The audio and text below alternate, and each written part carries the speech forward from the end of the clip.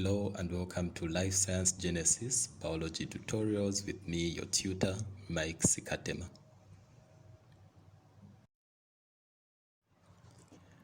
We begin our molecular biology and genetics tutorials with an introduction to Mendelian genetics. At the end of this lecture, students should be able to define genetics and genes, appreciate the history of genetics and molecular biology, understand Mendel's laws of inheritance. So what is genetics? Genetics is a branch of biology concerned with the study of genes, genetic variation, and hereditary in organisms. So we're not only studying genes, but we're also studying how these genes bring about genetic variation and how we can explain different inheritance patterns as a result of this variation. We can answer questions such as, why are some people born with trisomy syndrome like trisomy 21, Down syndrome? Why are certain individuals tall? Why are some bacteria resistant to certain antibiotics? All these questions can be answered through the study of genetics and molecular biology. So what is a gene? So I'm going to give you two definitions. One definition is for grade 12s, the O-level students, and the other definition is for the A-level students.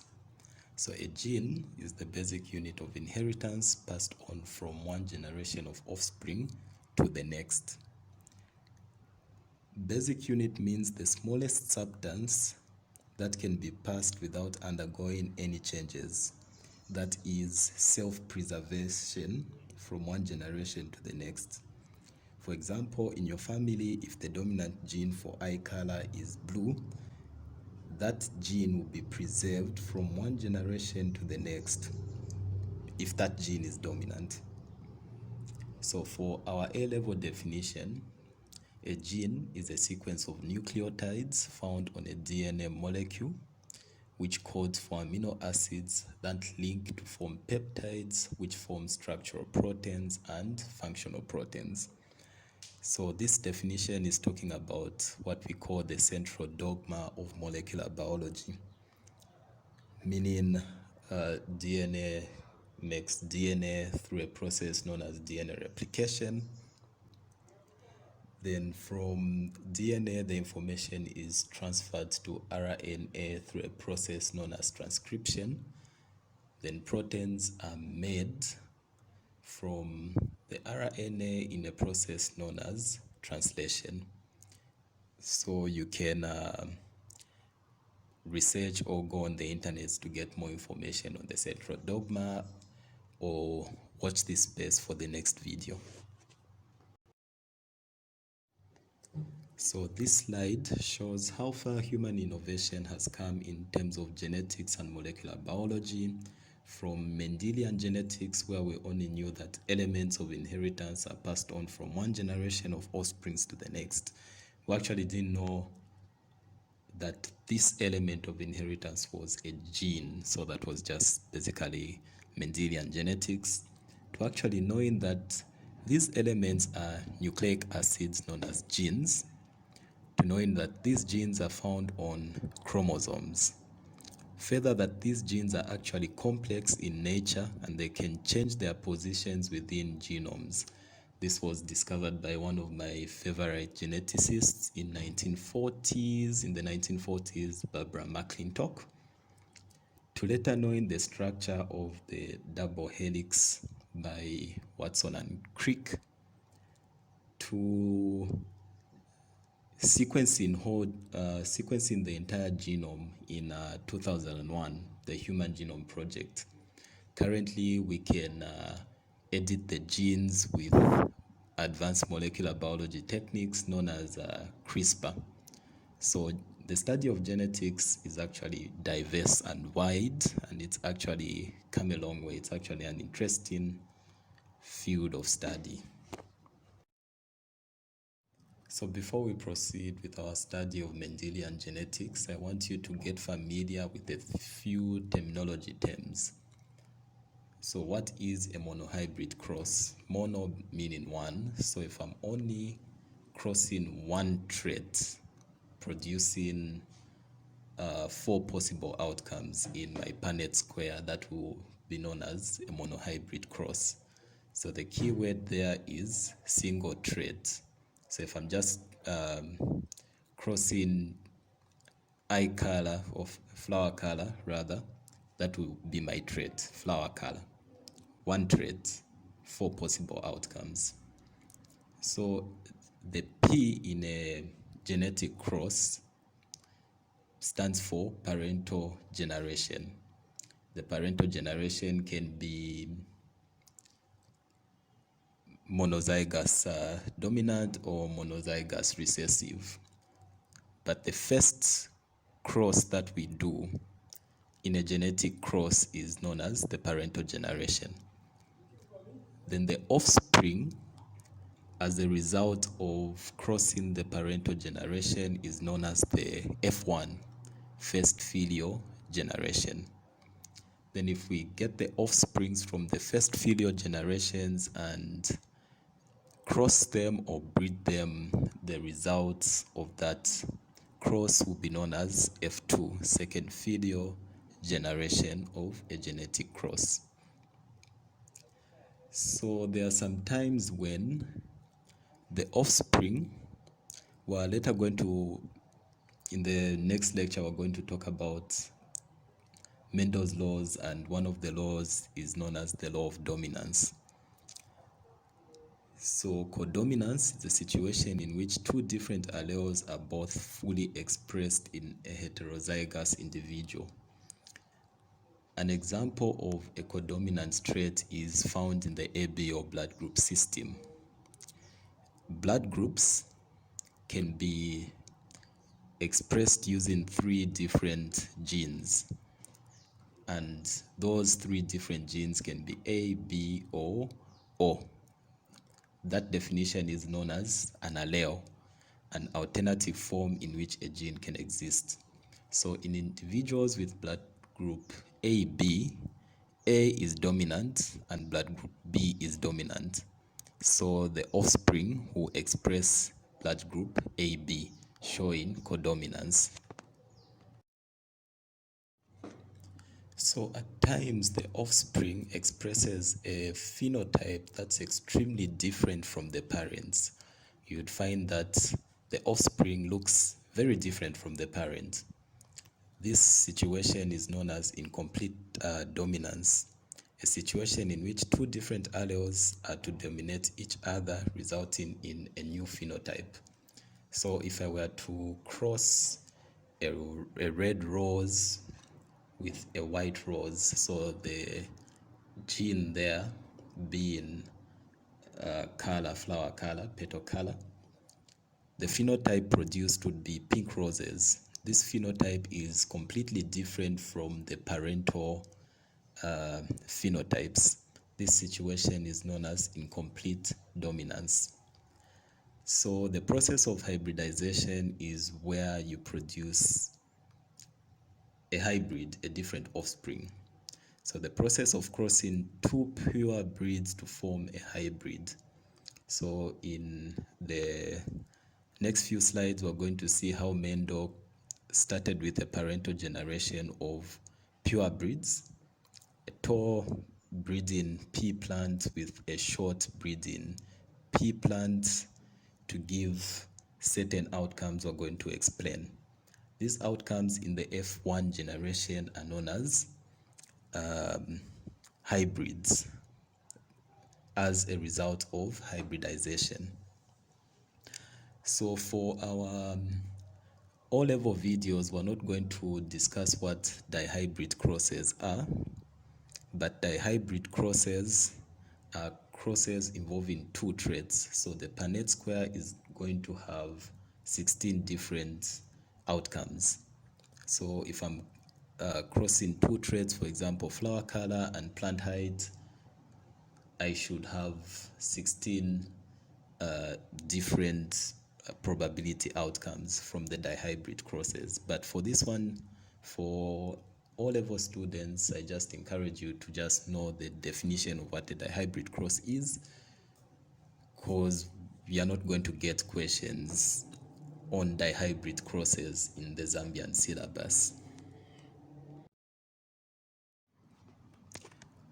Gregor Mendel was an Australian monk born in 1822. Like I always say, you don't need to come from a rich family to be a scientist. He was an ordained priest. This allowed him to get a sponsorship to the University of Vienna, where he studied botany, the study of plants, and actually learned the scientific method. So the scientific method is a sequential set of steps that's used by scientists to explain phenomenon in nature. So what happens is that you first make observations, then you state a hypothesis, you collect data, carry out experiments, you interpret the results and make conclusions. So he worked with pure lines of peas for 8 years. Prior to Mendel, there was a hypothesis of a blending process of hereditary, where the offspring were essentially a dilution of the different parental characteristics. But this blending process cannot explain certain phenomenon in which the offspring expresses a phenotype that's essentially different from what the parents look like, as explained in complete dominance. So in science, we actually need huge sums of data. So whenever you hear ratios like 3:1, don't think that Gregor Mendel worked with 3 plants in the garden. He actually, throughout his 8-year experiments, he actually grew up to 10,000 pea plants. So we have to ask ourselves a question: why did Mendel use peas? So they were easy to observe, the characteristic traits were easy to observe. They had 2 clear-cut characteristics for each trait that we're going to talk about in the next slide. The male and female reproductive parts of the garden peas are enclosed within the same flower. They are self-pollinating plants, or you can manipulate them in such a way that you can carry out cross-pollination, because both the female and male reproductive organs are found in one plant. This allows you to easily control mating, as I have just explained. The garden pea is small, grows easily, matures quickly, and produces many offspring. The many offspring is what we want for the scientific method to work. You need huge sums of statistical data to calculate the different probabilities for you to prove your experimental results. So this is why Mendel used peas. So these are the clear-cut characteristics or traits that Gregor Mendel experimented with. The shape of the seed, is it round or is it wrinkled? Is it yellow or is it green in color? Petal colors, are they purple or white? The pod color, is it green or yellow? The pod shape, is it inflated or pinched? If you look at some of the flower arrangement, some of the plants only have flowers at the terminal end. So those are terminal flowers, and some have a lot of flowers in the axial plane. And also height, long versus short stems. So these are the characteristics, 7 characteristics or traits that Mendel worked on.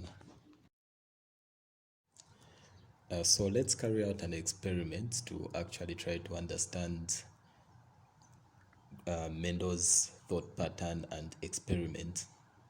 So what's going to happen is that we're experimenting on flower color, the color of the petals. What we're going to do is that we're going to cut off the male parts of the purple flower, remove all the stamens, and we're going to transfer some pollen from the stamens of the white flower to the carpel of the female flower, which is the reproductive part. That's called cross-pollination. That's what we've just done. Then we're going to allow for growth and multiplication of the pollinated plant, and we're going to plant the seeds. If you examine the offspring in the first video generation, you are going to realize that all the plants produced have got purple flowers.